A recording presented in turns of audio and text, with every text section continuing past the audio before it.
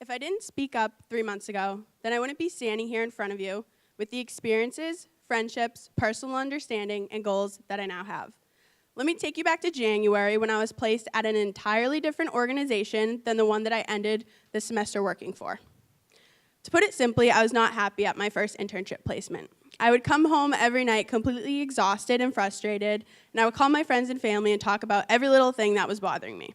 For my friends and family in the audience, you know that I don't talk about my problems. So that was the first red flag. The second red flag came to me as I was sitting on the subway coming home from work one night feeling physically sick as I had for the past few days.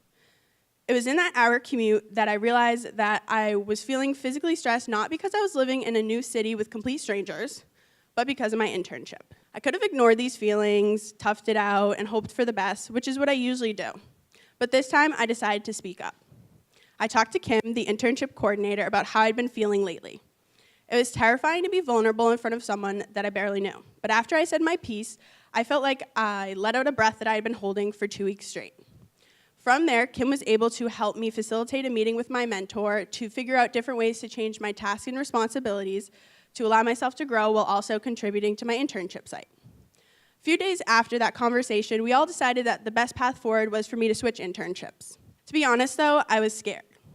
I was worried that the College for Social Innovation staff would view me as someone that backed down when faced with challenges. I was nervous that this new internship could potentially be even less fulfilling than the first. But as scared as I was of this, I was unhappy.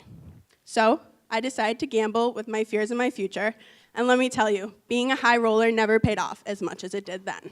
Through advocating for myself again and again, I was able to begin working for this amazing organization called Let's Get Ready.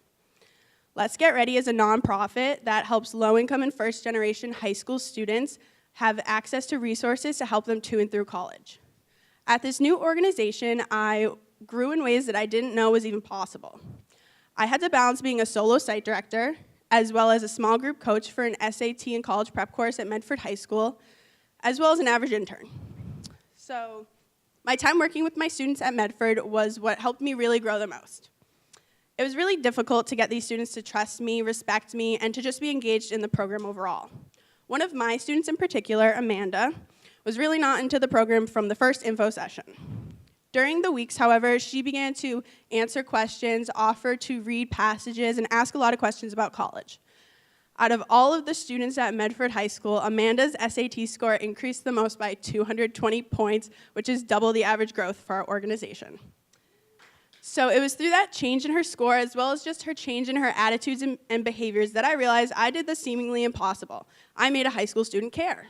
If I had not spoken up 12 weeks prior, I wouldn't have had the privilege to connect with my students, as well as play a small part in their journey to college. I can't stress enough how important it is to advocate for yourselves.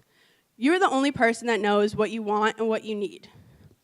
Don't let your fears and worries silence you, and do not be silenced by others. Whether you're a 22-year-old that doesn't want to get a job straight out of college, or a 40-year-old that needs more love and attention from your partner, or a 70-year-old that just doesn't want to get placed in a nursing home, speak up. Every choice you make leads you further down a certain path that your life can take, and there are many paths. So who do you want to be? Someone that's walking around screaming on the inside because of the feelings you bury inside of yourself, or someone that walks around with a smile on your face and the sun beaming down on you? I would rather feel the sun, but that's just me.